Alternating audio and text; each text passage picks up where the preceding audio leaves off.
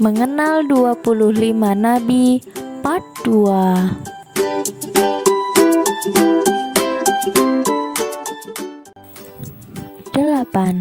Nabi Ismail alaihi salam. Nabi Ismail adalah putra dari Nabi Ibrahim dan Bunda Hajar. Sesuai perintah Allah, Nabi Ibrahim mengajak Nabi Ismail yang masih bayi dan Bunda Hajar pergi ke daratan tandus dan kering di antara dua bukit.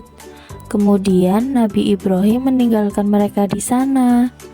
Tiba-tiba Nabi Ismail menangis kehausan. Bunda Hajar bingung, air susunya tidak keluar. Bunda Hajar pun berlari ke sana kemari, bolak-balik hingga 7 kali putaran antara Bukit Safa dan Marwah untuk mencari air. Namun tak setetes pun air ia dapatkan. Allah segera mengutus malaikat Jibril untuk menolong mereka. Malaikat Jibril memijakan kakinya di dekat Nabi Ismail. Jejak kaki malaikat Jibril itulah kemudian mengeluarkan air mukjizat yang disebut air Zam-Zam. Nabi Ibrahim datang mengunjungi Nabi Ismail dan Bunda Hajar. Allah lalu menguji keimanan mereka. Dalam mimpinya, Allah menyuruh Nabi Ibrahim agar menyembelih Nabi Ismail. Mereka pun segera melaksanakan perintah Allah dengan ikhlas. Kemudian Nabi Ibrahim menutup mata dan mengikat tangan dan kaki Nabi Ismail di atas sebuah batu. Nabi Ibrahim mulai menyembelih Nabi Ismail. Tiba-tiba datanglah malaikat membawa seekor domba menggantikan Nabi Ismail. Dengan penuh rasa syukur, Nabi Ibrahim dan Nabi Ismail bersujud kepada Allah. Atas perintah Allah, mereka kemudian membangun Ka'bah di sana. Yang kesembilan, Nabi Ishak alaihi salam. Setelah mengantar Bunda Hajar ke tanah tandus, Nabi Ibrahim pulang ke Palestina dengan perasaan kelabu. Hatinya sedih karena harus berpisah dengan Nabi Ismail kecil, putra yang telah ia nantikan kelahirannya sekian lama. Tapi itu hanya sebagian tugasnya untuk menjalankan perintah Allah. Nabi Ibrahim dan Bunda Sarah tak henti-hentinya berdoa kepada Allah agar dianugerahi seorang anak. Tak disangka Allah pun mengabulkan doanya di usia lanjut, dan lahirlah Nabi Ishak. Jadi Nabi Ishak adalah putra Nabi Ibrahim dan Bunda Siti Sarah. Nabi Ishak dianugerahi oleh Allah keturunan yang sangat banyak. Di antaranya 2 orang laki-laki kembar. Yang pertama diberi nama Isyu, sedangkan anak keduanya diberi nama Yakub. Oh iya, orang-orang Arab menyebut Isyu dengan nama Is. Isyu merupakan nenek moyang bangsa Romawi. Sementara Yakub disebut juga dengan nama lain Israel. Beliau merupakan nenek moyang Bani Israel. Wah, kedua anak Nabi Ishak ini hebat-hebat ya. Yang ke-10, Nabi Yakub alaihi salam. Teman-teman sudah tahu kisah Nabi Yakub kan? Pasti sudah ada yang pernah mendengar ya. Nama lain Nabi Yakub adalah Israel, yang artinya Isra adalah hamba dan Il adalah Allah. Nabi Yakub merupakan nabi yang pertama kali membangun Baitul Maqdis, yang terkenal dengan nama Masjidil Aqsa. Baitul Maqdis terletak di Palestina. Tahukah teman-teman, Nabi Yakub tidak disukai oleh saudara kandungnya Isyu. Bahkan Isyu berencana melukai Nabi Yakub. Wah, kenapa Isyu tidak suka kepada Nabi Yakub ya? Ternyata saat Nabi Ishak sakit, Isyu marah sekali kepada Nabi Yakub karena Nabi Yakub mendahului memberi makanan kepada ayah mereka. Karena itulah Bunda Rifka memerintahkan Nabi Yakub untuk pergi ke rumah pamannya yang bernama Laban. Di sanalah Nabi Yakub tinggal sementara waktu, sampai Isyu tidak membencinya lagi. Beberapa tahun berlalu, Nabi Yakub meminta izin kepada pamannya untuk pulang dengan keluarga. Ternyata Isu tidak lagi membencinya. Akhirnya Nabi Yakub tinggal bersama ayahnya kembali. Namun tak lama kemudian ayahnya yaitu Nabi Ishak wafat. Yang ke-11, Nabi Yusuf alaihi salam. Nabi Yusuf adalah putra dari Nabi Yakub dan Bunda Rahil. Nabi Yusuf pernah dimasukkan ke sumur oleh saudara-saudara kandungnya. Beliau berada di dalam sumur selama 3 hari. Wah, kasihan sekali ya. Saudara-saudaranya itu iri karena ayah mereka sangat menyayangi Nabi Yusuf. Teman-teman, sifat iri itu tidak baik. Jangan ditiru ya. Saat di dalam sumur, Nabi Yusuf ditemukan oleh serombongan pedagang. Kemudian mereka menjual Nabi Yusuf pada pejabat tinggi bernama Kitfir dengan harga 20 dirham. Oh iya, dirham itu merupakan mata uang negara Uni Emirat Arab. Karena parasnya yang tampan, Nabi Yusuf pun mendapatkan fitnah oleh istri Kitfir yang membawa beliau di penjara. Suatu malam, Raja Mesir bermimpi aneh. Lalu ia datangkan paranormal terkenal, tetapi tidak satu pun bisa menafsirkannya. Akhirnya dipanggillah Nabi Yusuf dari penjara untuk menafsirkan mimpinya. Raja merasa sangat senang dengan tafsiran mimpi tersebut, hingga Nabi Yusuf dibebaskan dari penjara. Lepas dibebaskan dari penjara, Nabi Yusuf dipertemukan kembali dengan ayah dan saudara-saudara kandungnya, dan Nabi Yusuf mengajak mereka tinggal bersama di kota Mesir.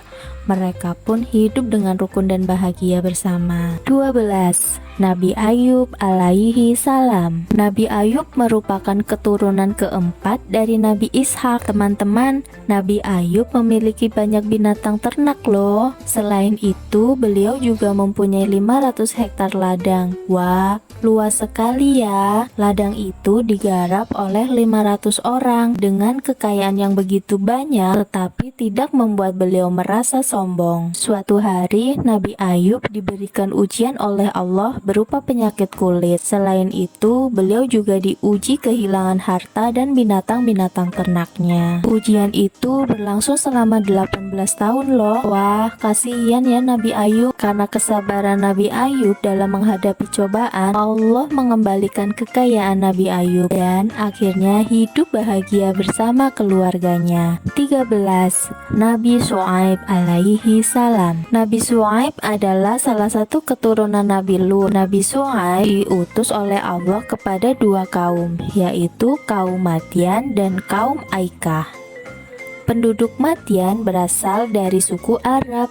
Mereka tinggal di Ma'an, suatu daerah di perbatasan Suriah. Mereka dikaruniai tanah yang subur oleh Allah, sehingga mereka bisa bercocok tanam.